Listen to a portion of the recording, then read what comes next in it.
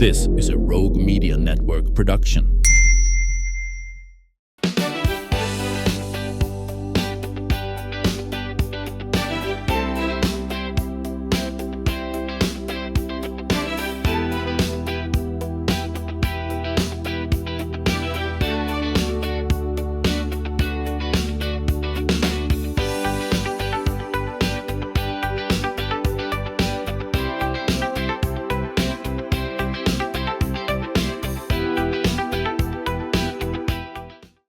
Hello, everybody. Welcome back to the show. Coming up on Sunday is going to be a memorial and a benefit for a friend of this show, a friend of mine. His name is Top Clark, who passed away, and he was a founding member of the Music Association of Central Texas, in fact, President Emeritus. And we have the president of the board here with us right now, James Stone, and a good friend of MACT, Bruce Byers. Good to have you here today. Tell me, first of all, my deepest condolences on the loss of Top. He was so energetic and so vibrant and such a proponent of local music and local bands. And, of course, that's what the Music Association of Central Texas is all about. So now that he's gone on to his reward, want to do something to honor him. So that is coming up on Sunday. Tell me, James, what and where? Well, it can be at the VFW in Hewitt, right off of Moonlight Drive. It's 1 to 6 p.m. Yes. On Sunday, and we want to have a memorial. Tamara is not able to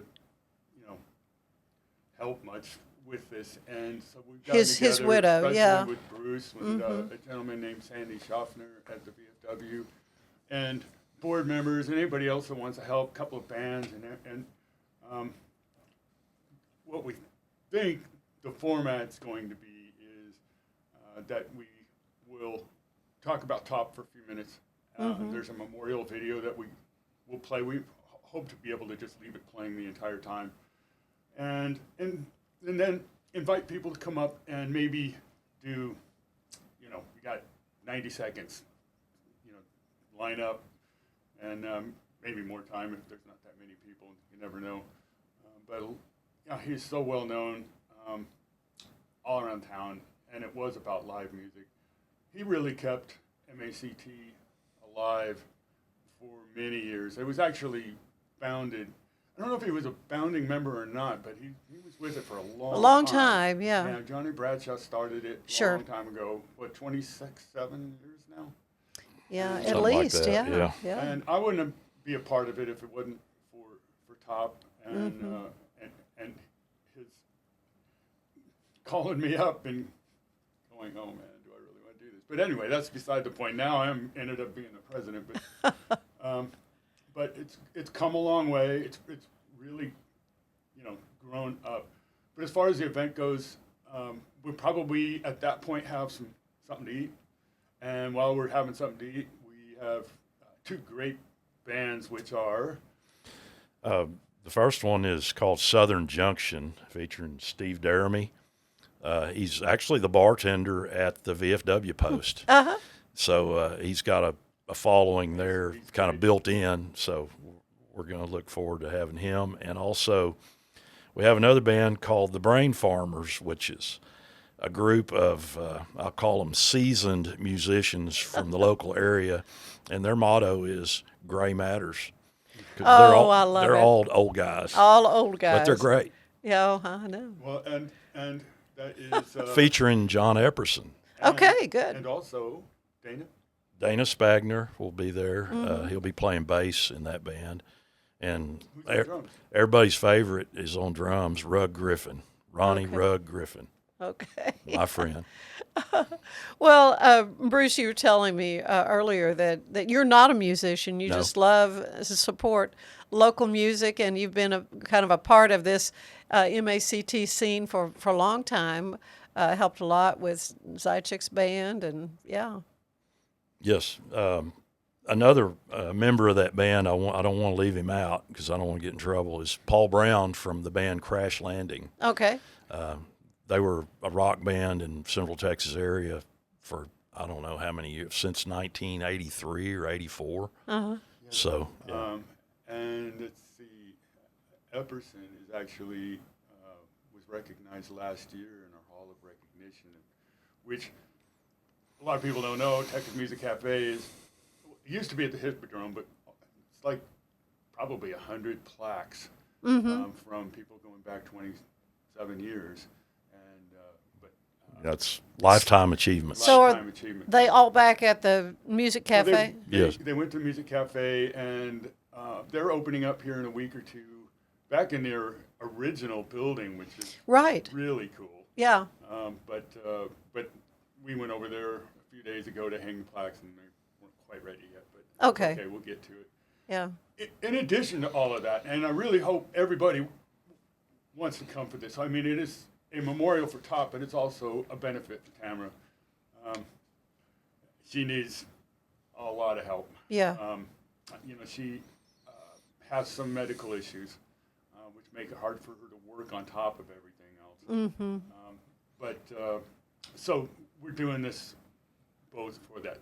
We have, 3 guns? to sell? 5. 5 guns to sell. It'll be 5 guns to five sell. gun raffles. We've got Yeah. 2 hunting trips, one in Argentina and one in New Zealand Really? that are going to be in the auction. We've got a Know that. That's yeah, awesome. That's yeah, pretty we've cool. got a carport. We've got hopefully some metal art. I know some other friends are working on like handmade art pieces. Mm-hmm. Some artwork and stuff like that I know that I have, as well as a Epiphone Sheraton which is- Guitar. Yeah, it's a hollow body guitar. Kind Right. of a very old favorite. I'm not sure how old it is, but it's pretty old, and it's in excellent condition, and with a case and everything else.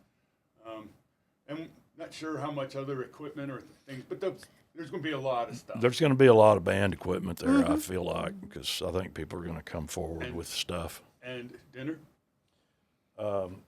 Yeah, we've got a bunch of gift cards from different business around town. I want to give a shout out to Sandy Schaffner. Man, he stepped up to the plate and knocked it out of the park. We couldn't do this without him. Yeah, Yeah. great guy, and he's helped us a lot on putting this together and making it happen. And he's got a lot of good connections. Yes, and as far as the benefits go, MACT is not about benefits or anything else. So we literally, I've done many in my past, and Casey's done many in his past, but we don't do this. We do music festivals and live events. and Right, all that exactly. kind of You've been stuff. on this So- show talking about Yeah, those, yeah, so and we have no and idea used to what do we're the doing. Groovy Awards. I mean, of course, Top was a big proponent of that as well. Yes, and, he was. And to honor and recognize local talent, which is it's just a great way to boost them. But for somebody as special as Tamara to help her, that. This will be a great thing. Again, it's going to be in the afternoon, Yeah. Sunday afternoon, the 15th of February at the 6008 VFW in Hewitt. And so there'll be a couple of bands that are planning to play, but there might be an opportunity for a little open mic thing Well, going too. You brought it up. So after the first 2 bands play, we don't really have any idea what time it's going to be, but yes, there will be a full back line there, and really don't, whoever's listening to this, if you were on the stage with Top at any time, Yeah. with Retro Rose or some of the other bands that he's played with and stuff, really would love to have Tamara sing a couple of songs, but Yeah. she's not, maybe not, but I would like to give first dibs to that stage to anybody like that. And I'm sure there's going to be people who can play bass, people who can play drums, and so if you can sing and you can come up and do some things, or even if there were some songs that Top used to come see you play, Yeah. that he loved, particular song or something like that. So I really don't know how all that's going to come out on the end, but But yes, there may be an opportunity. So And if you're a musician anywhere, doesn't matter where you are, you always bring your instrument. right. And I think there's going to be people as well that just want to get up and tell a story or about something, Yeah. some interaction with Top or how they met or whatever that, we want to provide time for that as well. Well, it's a great way to remember him and to remember, how he impacted so many lives here in Central Texas. Yes. Yeah. I really hope that, if you knew him or you were affected by him or became involved in live music in Central Texas, especially here in Waco. It was very Waco-centered for many, many, many years. It's not so much anymore. We've spread our tent pegs quite a bit. Boy, be there. Yeah. Be there just to show. Yeah, it's going to be a great day. And your support for Tamara as well. Absolutely. thank you. Well, and Bruce, you were telling me a story back in the day that Top and Tamara had an old Suburban, and it was needing some work. Right. And Yeah, he had asked me, because I do a little tinkering at home, and he'd asked me if I'd take a look at it because it had some issues and whatnot. And I said, sure, man, let's get it over to my house and let me look at it, look it over. And he said, well, just make me an estimate of what you think it needs. And so I kind of put the word out, and another friend that's passed now, Ken Wilkerson, and I came up with the idea to kind of take up a collection and get some, get those things fixed, because that's what Tamara was using to take Top to Dallas to get his treatments, while he was battling his illness. And so we basically, I did all the work and fixed everything I could, put in a new set of tires and filled it up with gas, and had everyone that, contributed to sign a card, and I put it on the visor. And I took it back to him and said, hey, I got your truck all fixed up. And he's like, what do you mean? I thought you were going to do an estimate. I said, well, the bill's up there on the visor. And so he reaches up there, and he opens the card, and he looks at, what's this? And I said, well, you don't owe anything. You got friends, man. So. yeah. Yeah, and for whatever it's worth, I've only known Bruce now for, 3-4 years? Maybe Yeah. more. Yeah, I don't know. Time flies, Actually, man. it's probably closer to 6. Probably, yeah. But Bruce is a good friend to have. Yeah. Yeah, he's Top was too. Yeah, and he had a lot of friends, and so that's what this memorial is all about. It's a memorial and benefit for his widow Tamara. Again, at VFW Post 6008 Hewitt. This is at 725 Sun Valley Road. Boulevard, I guess, get the right name, Sun Valley Boulevard. Sunday, February 15th from 1 to 6. And so, yeah, if you're a musician, part of the MACT or not, you can maybe learn a little more about MACT. Just you a might want to music join. lover. Music lover, but it's going to Pop's. be a great way to honor his memory. Yeah, I want to add one more thing for him. He was our, first off, I could call him anytime. We kind of called him our historian. Yeah. And he really was instrumental in all of the Hall of Fame, or Hall of Recognition things and stuff like that, and I kind of let him handle all of that. But I'm going to miss that. Yeah. I'm really going to miss that. Yeah. And this friendship. Well, maybe someone will step up and do that, keep that tradition going. But yeah, there are some fabulous musicians here, and you're going to hear some of them that day on the 15th. And again, if you want to step up to the mic, that opportunity to be there as well. Again, thank you both so much. Thank you for what you meant to Top. Thank you for the opportunity. And I appreciate what you're doing for him and this benefit, and for Tamara as well. Stay with us. There is more of the show ahead. It's football season, and we can create your outdoor tailgating spaces that is actually a part of your home. Bifold doors that tie in the inside and the outside, and you can gain anywhere from 1,000 to 5,000 square feet living space, all while taking in the big game, poolside, Call us at Gather & Co. Kitchen and Bath, where we can create your unique tailgating space. Serving Central Texas since 1889, TFNB Your Bank for Life takes pride in being more than a bank.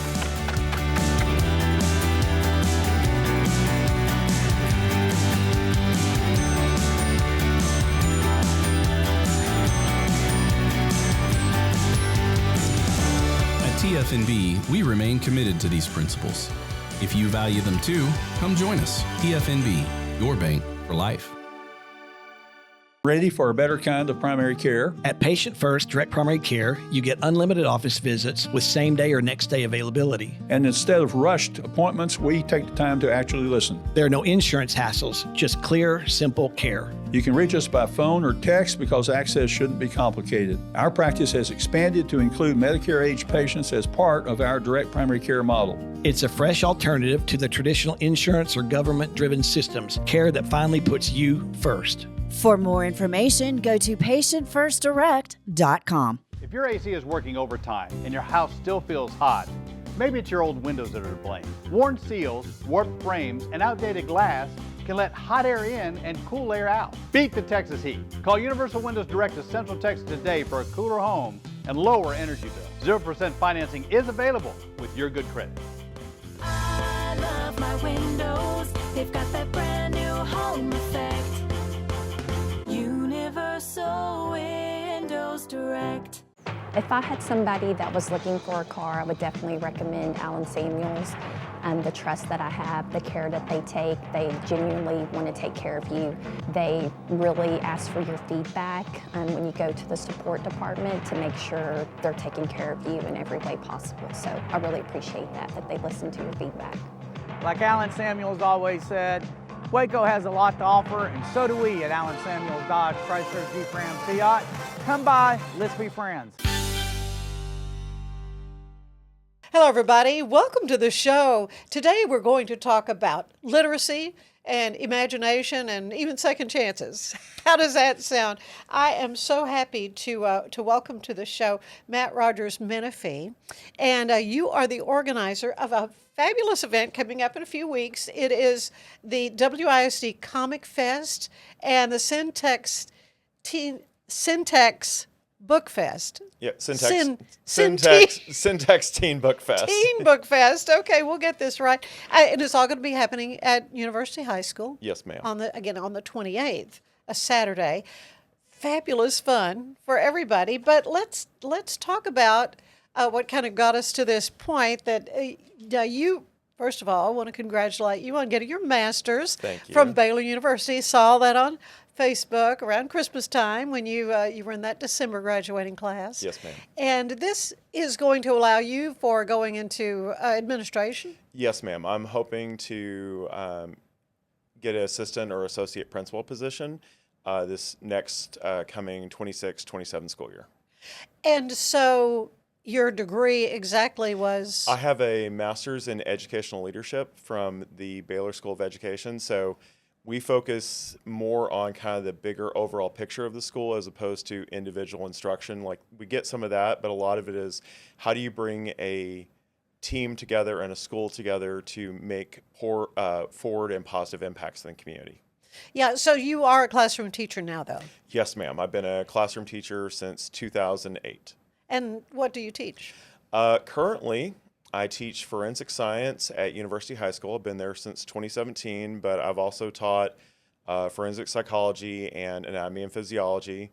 But over my career, I've taught everything from elementary science to junior high science to high school science. Yeah, I mostly just teach science. That sounds good.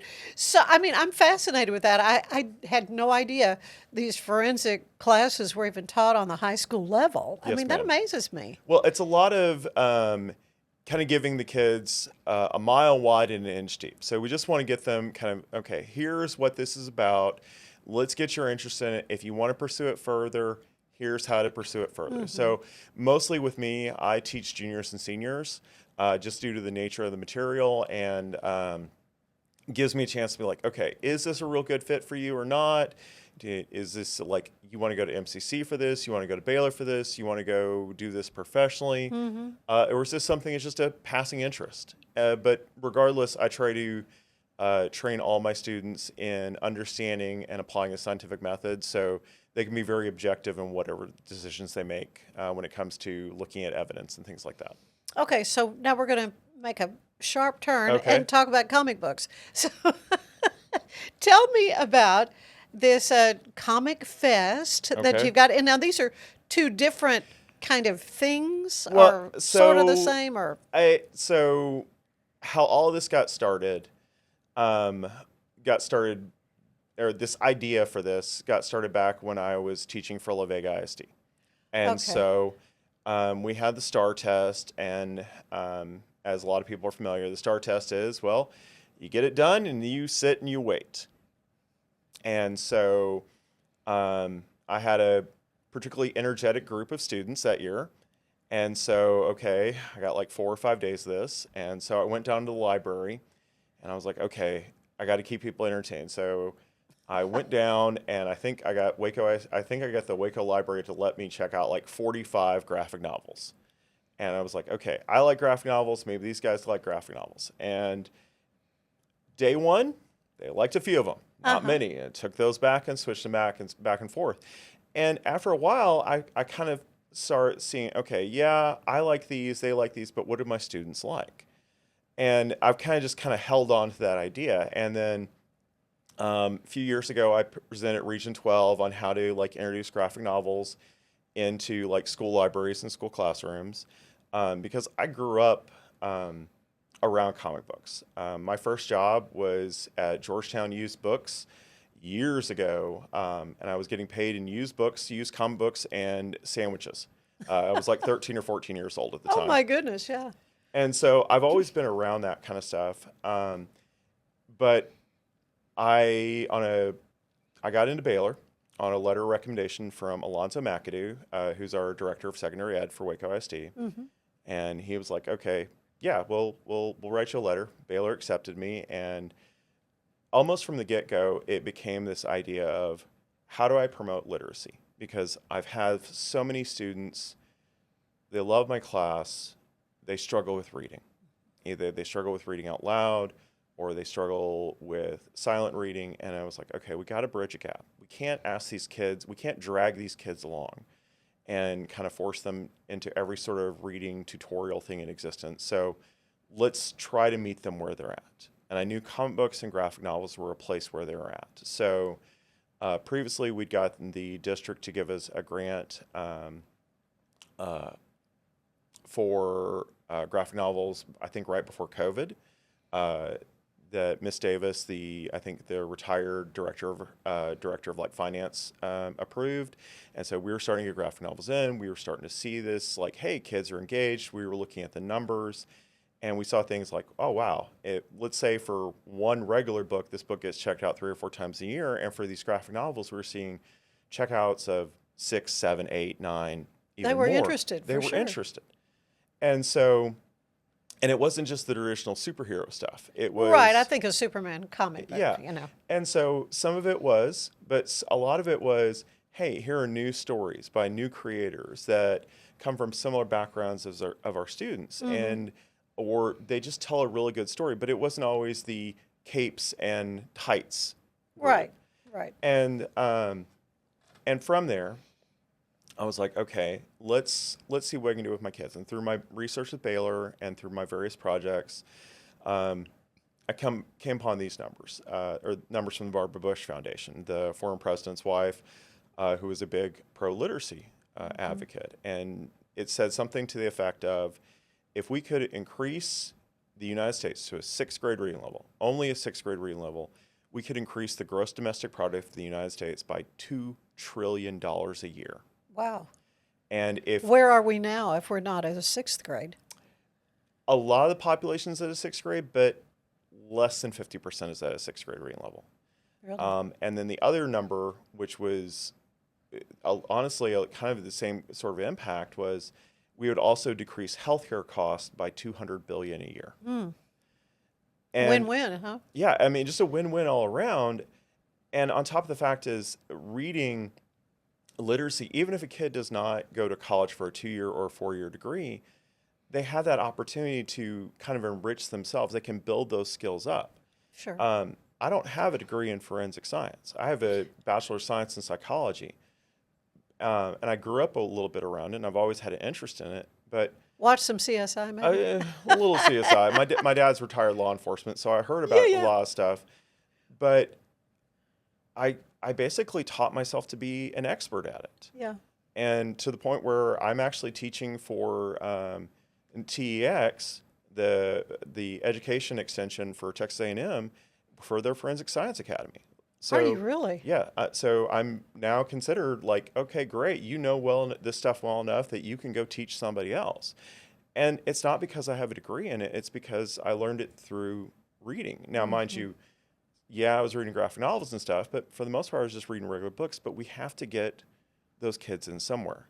And the graphic novels are... That's a good entry point. It's a good entry point. Yeah, for sure. There's a quote from a graphic novelist, Doug Tenapel, and he basically says, graphic novels and comic books can turn non-readers into readers.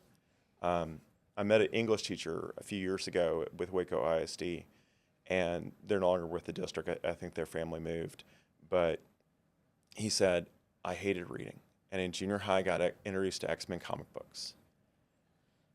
And he's like, and I just kept reading. I kept reading. And this is one of our better performing English teachers in the district. There you go. So there's anecdotal evidence for sure. that this is great.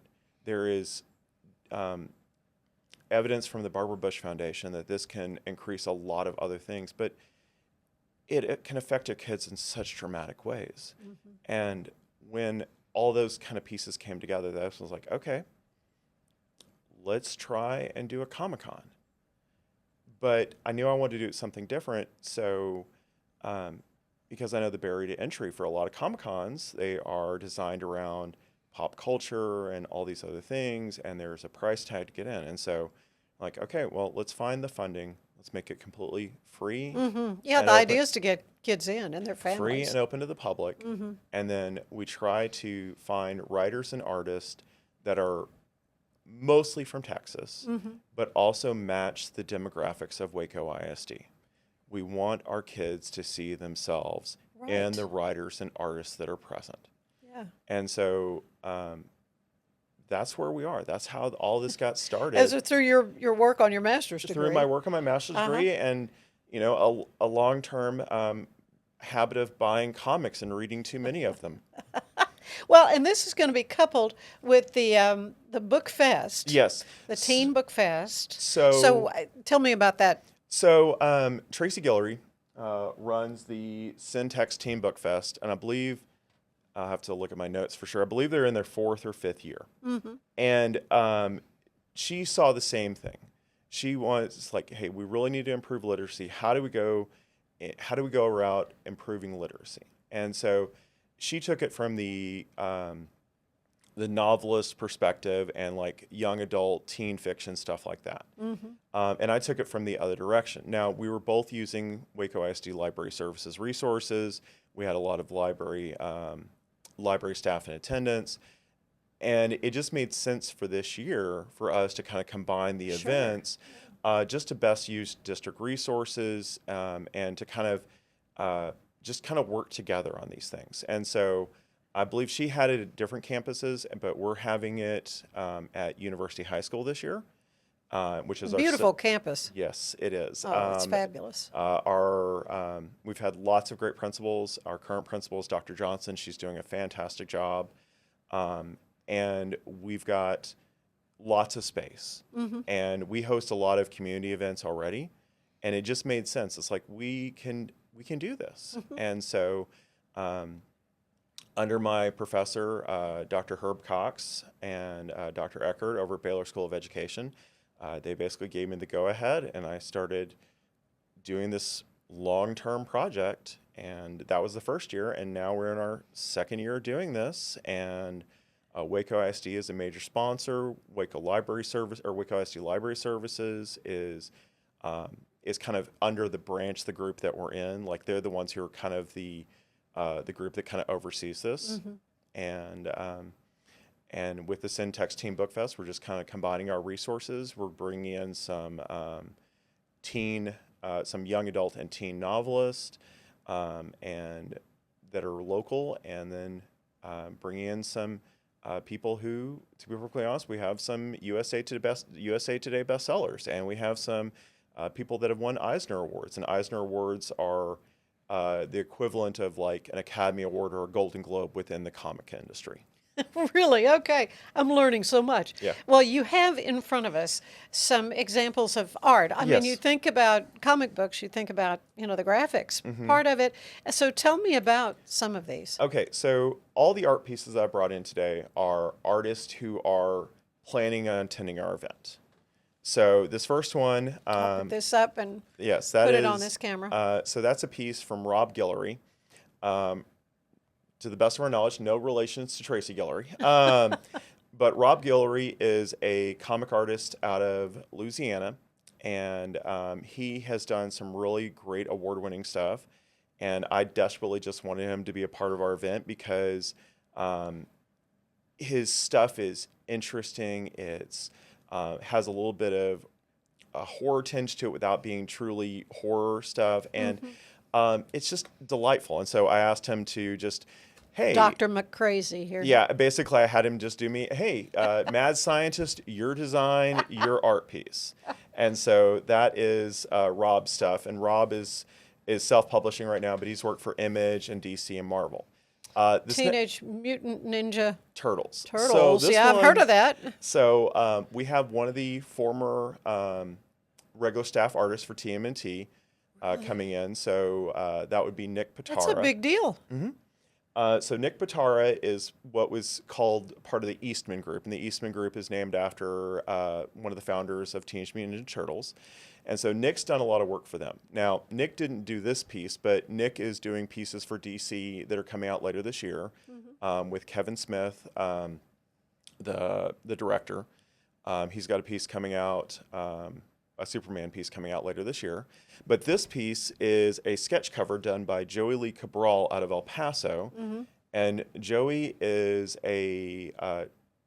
does a live stream on Whatnot, and he is just an absolutely fantastic artist. So he did that piece of Shredder. Oh. He did this really great Batman piece. Batman.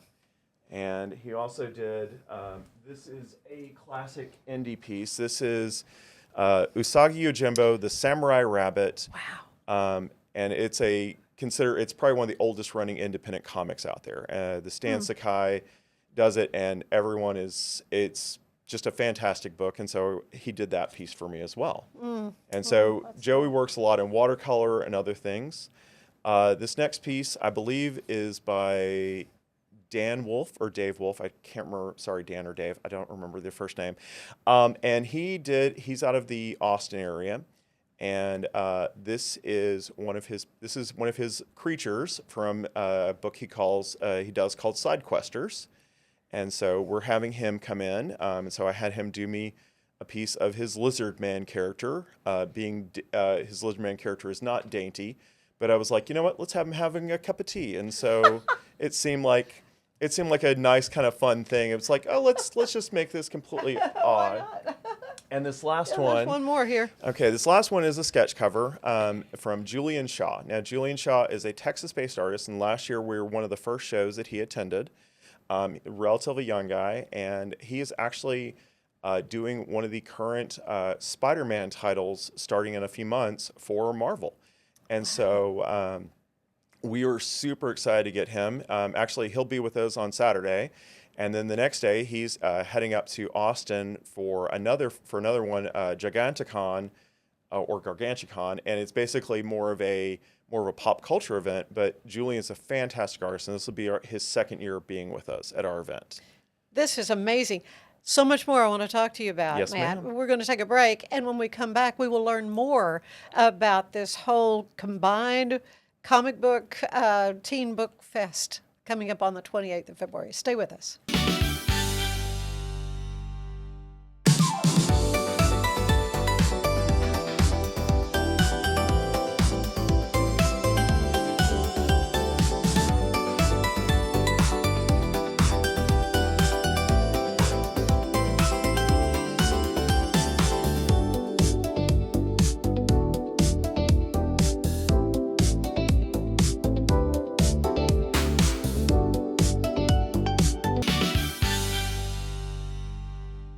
And we're back with Matt Menefee, and we're talking about WISD Comicfest and the Syntax Teen Book Fest that will be happening on Saturday, February 28th at University High School. Yes, ma'am. Wonderful facility. So when feet walk in to the room, what will they expect to see? I mean, it's kind of a little of everything, and you've told us about these wonderful artists who will be there. Will they be doing special speeches or Q&As? So what we're doing, or at least the current plan is this. We'll have everyone enter through the side gym entrance, so kind of over by the cafeteria, and we're basically lining the halls with the tables of our artists. So last year the tables with our creatives. I don't want to forget to be like, there's a lot of creative people. Some are more artsy, some are more righty, if that's a word. Right. Yeah. And so last year we had a mixture of vendors because we really wanted to kind of get as many arts people in the community. But this year we really focused on people in the arts, the creative fields, specifically to drawing and writing. Sure. And so we don't charge anything for our spots. We basically invite them in. We're inviting in these artists from different parts of the state, and we get private sponsors and donors to help basically fund this. Mm-hmm. And so one of the big things that we do is, sorry, I completely spaced. One of the big things is basically we want the kids to be able to interact with the creatives. We want them to interact with the artists. We want them to interact with the writers. So we'll have, we ask each artist or writer or creative to do be a part of one or two panels. And so they'll go talk on a specific topic.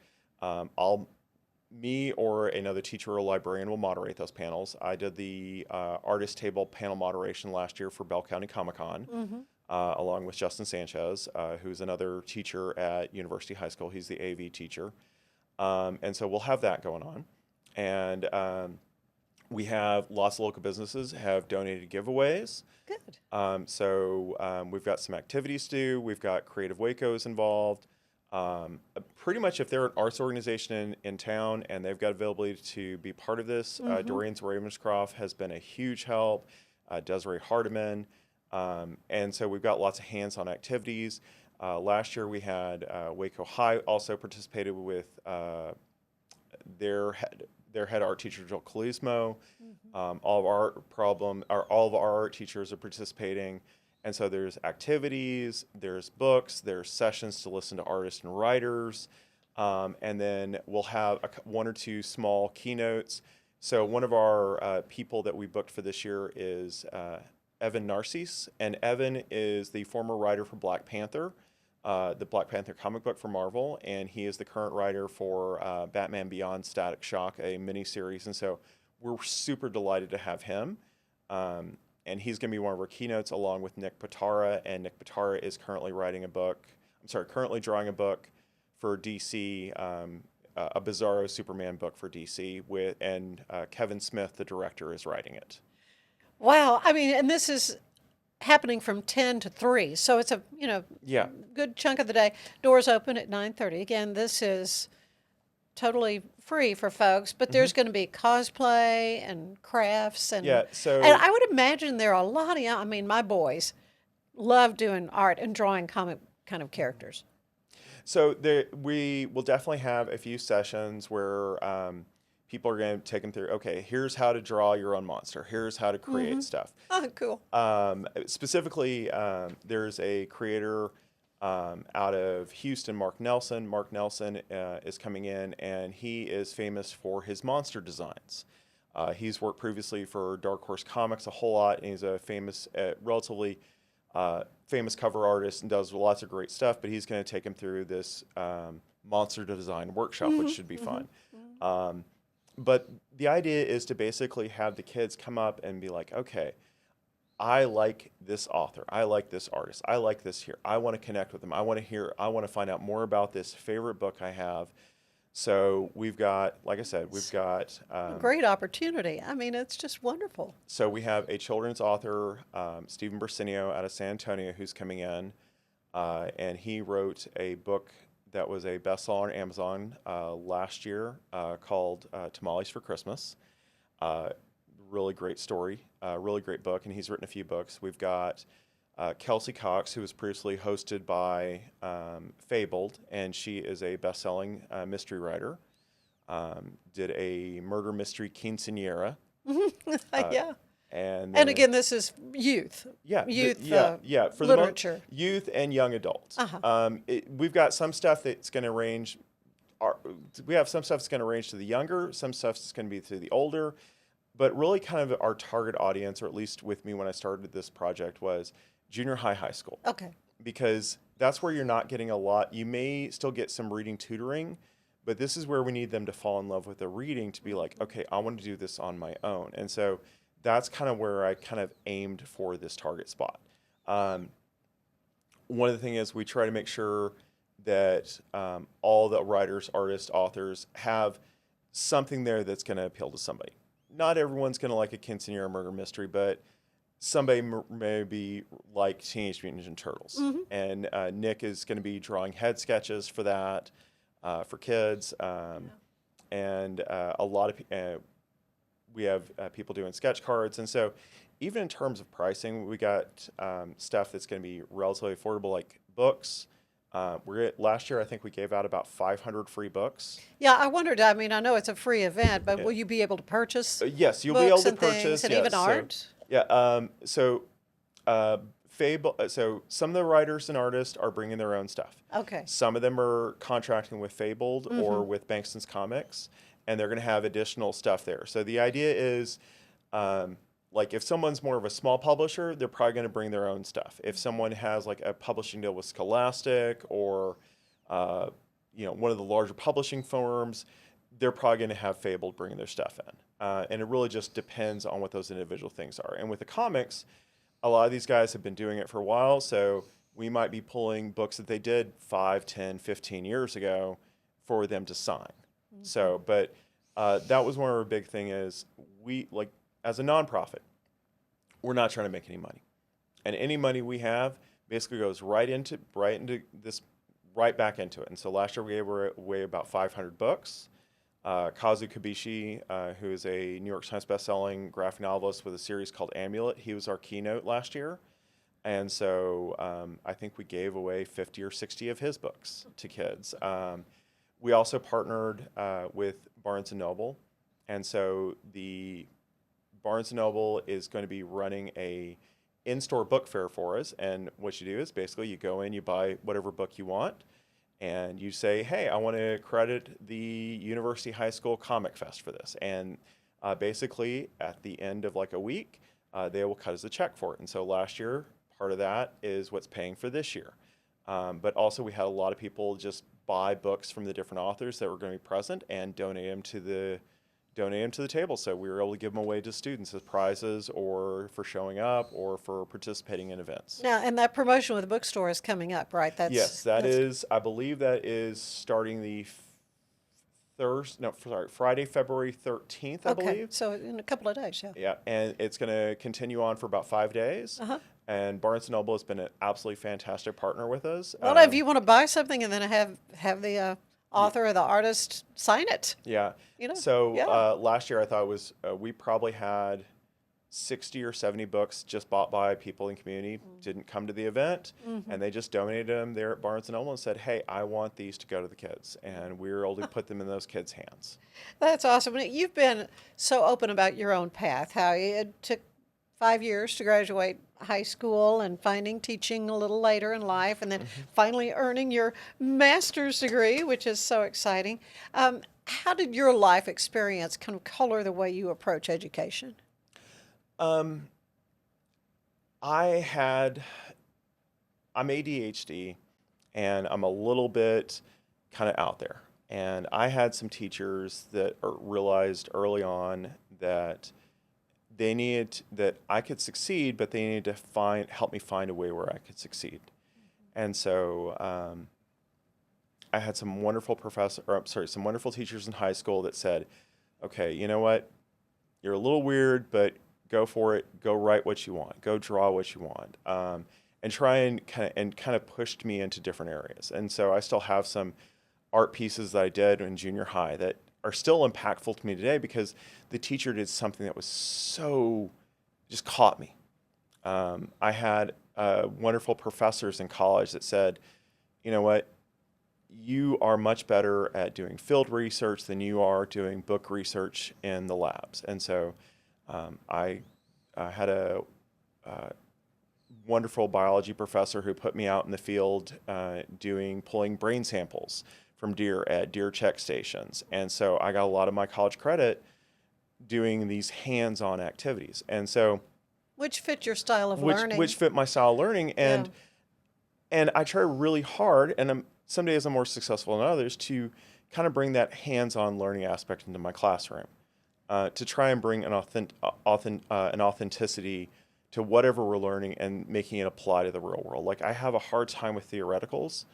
I have a really excellent time. It's like, okay, and this is how you directly apply it. And so be it from, okay, yeah, I'm teaching forensic science, but if I can teach you the basic scientific method, how we evaluate something, you may not have to ever analyze a bloody fingerprint, but you may have a health condition or a medical condition 10, 15, 20 years down the road that maybe the doctor doesn't explain it well enough. Mm-hmm. Maybe the internet is giving you questionable advice.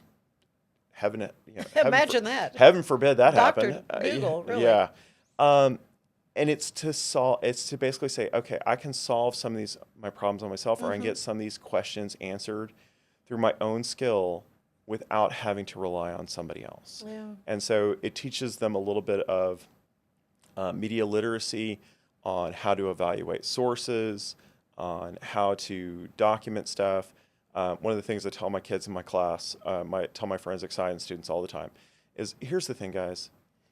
Choke me to death on the details. Give me so many details, I tell you to stop. Yeah, that's too much. And odds are you probably won't ever do that, because I can only think of about 2 instances in the last 15 years of education where I was like, no, that was too much. That was too much. That was too much. And those are rare occasions. But I want my kids to be like, you know what?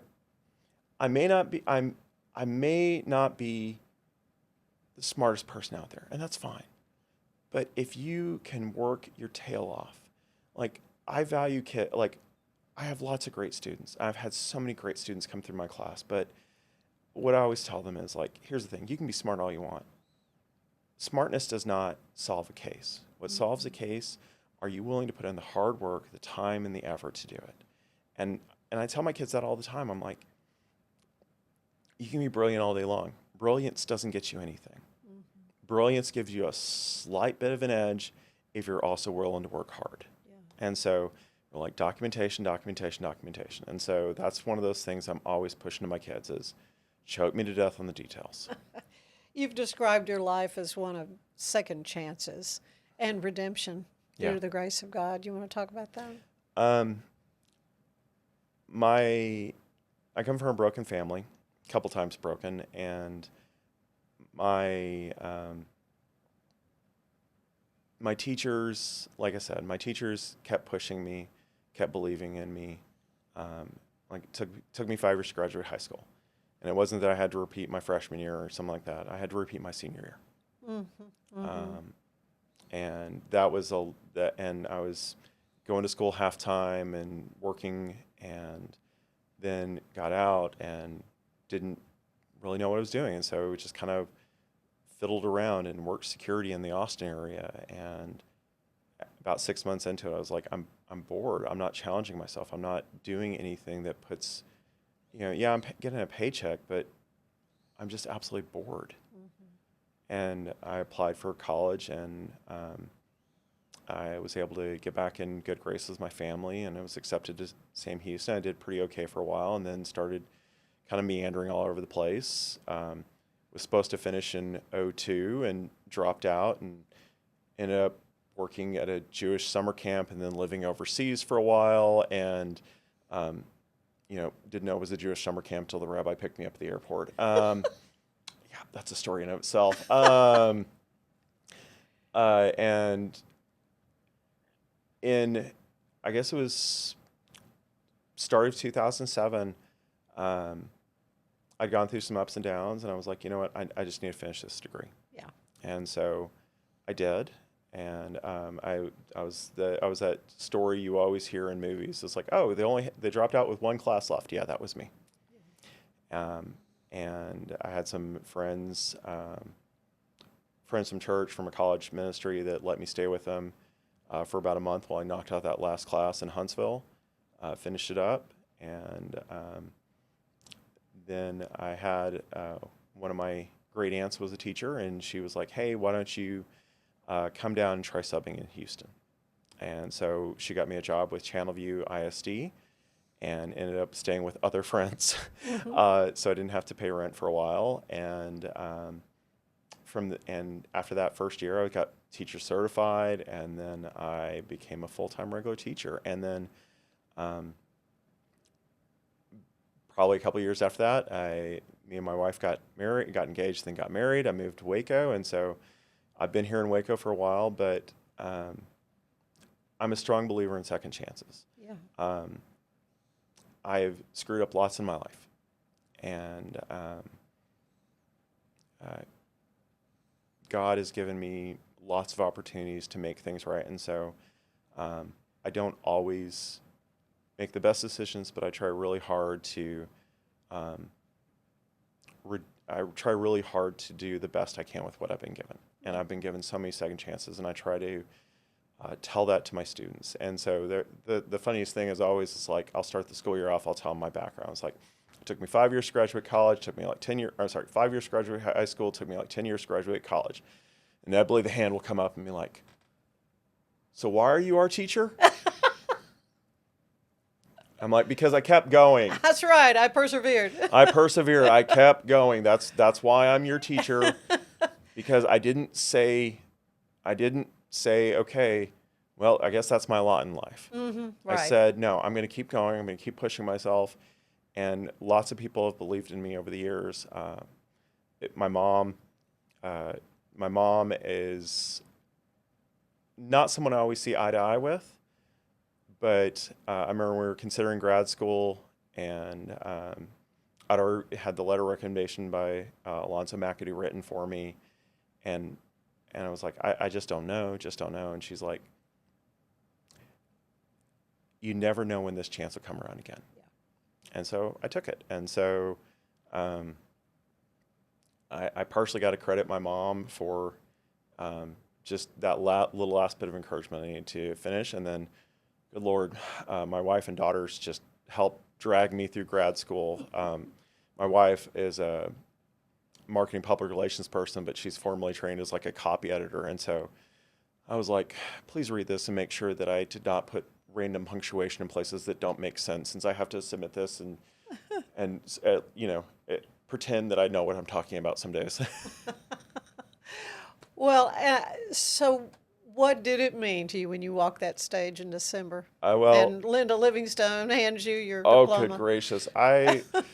I was equal parts in disbelief, shock, joy, and sort of afraid I was going to pass out. I know you saw the pictures online of I've got the diploma halfway held in front of my face, and that's like one of them. But for most of the pictures, I'm doing like this with like my face. You can't see any like the professional Baylor shots because the diploma is in front of my face because I'm waving it up and down all the time. Yeah. And it was just like, I can't believe this actually happened.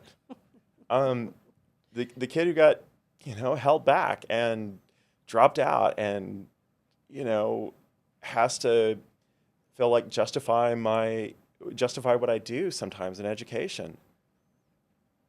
I might get to be part of leading a school.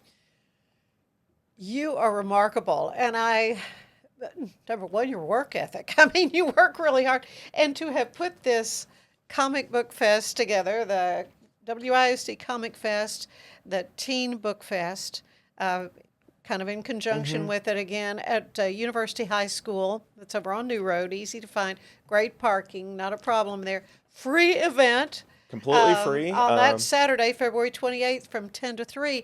And it's going to be such a great opportunity for families to come and get kiddos, energized and interested in reading. Well, and we've got WacoISD. I'm sorry, not WacoISD. Obviously WacoISD is going to be there, but Waco Library Services has a table set up. They're going to be doing some arts and crafts, but they're also sign you up for a library card. Get a card, exactly. We've got some of our other companies that are sponsors. That's the only other way to kind of like get a table there if you're not an artist or a writer is you have to be a sponsoring company. So Champions Academy, which is a barber school here in town. Yes, I've had them on the show. The Grittons are huge supporters of our program. And they're right down the road from university. Sure. And so we have students that attend there, but this is their second year supporting our program. Oh, that's great. Callahan and King, attorneys at law, are supporters of our program. Because you're bringing in all these people. You got to feed them. You got to house them. You got to pay day rates. And so I say probably 90% of my time, at least up until this point, we're still in this stage right now, is just getting funding and sponsors. But we got some great people, and hopefully, we'll have double the numbers. We had about a little over 500 last year, and this year we're expecting somewhere between 1,000 to 1,250 come through over the 6 hours. Easily. Oh, easily, yeah. So we convinced Archie Hatton, who's our band director at University High School, fantastic award-winning band director, to use the jazz ensemble. Oh, good. And so they're in the overlook, kind of right above the rotunda. And they played about 30 to 45 minutes of sci-fi, fantasy, and comic book themed music for us live last year. And I think they're going to do it again for us this year. But I remember when I told him, and he looked at me like I was a little nuts. I was like, what I really want is as the doors open, I want to be hearing the theme song to Space Odyssey 2001. And it's like, and it was like, and of course I completely did not know the name of it. Still can't say the name of it. Zarathustra. Yes, and it was like I really want that dun dun dun as the doors are coming in, and it was like I don't know if I can imagine. Yeah, I don't know if we actually pulled that one off because that was such a busy day for me. You might need the youth orchestra to do that one. But it was. Everyone from University High School pitched in. I love it. Yeah. So English teachers, principals, one of our former principals he's at another district now, Dan Flagging, one of our biggest cheerleaders and supporters. I mean, hundreds of people pitched in to make this happen. There's no way I could have done this on my own. And definitely Kelly Cunningham, who is our head librarian for University High School and the district librarian. Without her belief in this event, it just would not have happened. Well, you can add event planner to your resume for sure, because this is going to be an amazing event. Again, it's the last Saturday in February 28th from 10 to 3. Doors open at 9:30. You may hear 2001 Space Odyssey as you walk in the door. And you can be reached, I guess, through University High School? Yeah, so you can email me at matt.menefee@wacoisd.org. We have an Instagram page up that's just literally Comicfest Waco. Oh, yeah. We have there's a Syntax Team Book Fest Instagram page also. And then, of course, you can also look at litwaco.org, which is the main website. But the thing is, it's free. It's free. If you got nothing else going on, you just want to get a free book, you can probably come get a free book with us. And meet somebody famous, really. Meet somebody famous. Yeah. But I mean, the focus has always been, and it will always continue to be, not on pop culture, but on literacy. Yes. And so if you're into famous writers and famous artists, yeah, we got that. You want a celebrity? They're a little less celebrity than the average. But yeah, seriously, we could not be able to do this without our partners here in Waco, TFNB Bank. So many banks have chipped in, so many organizations, and so. Well, it's going to be a fabulous event. I'm so glad you could spend some time with me. Thank you. Matt. I appreciate it. Matt Rogers Menefee. Good to get to know you better and come back next year for Year 3. Hopefully year 3 next year. All right.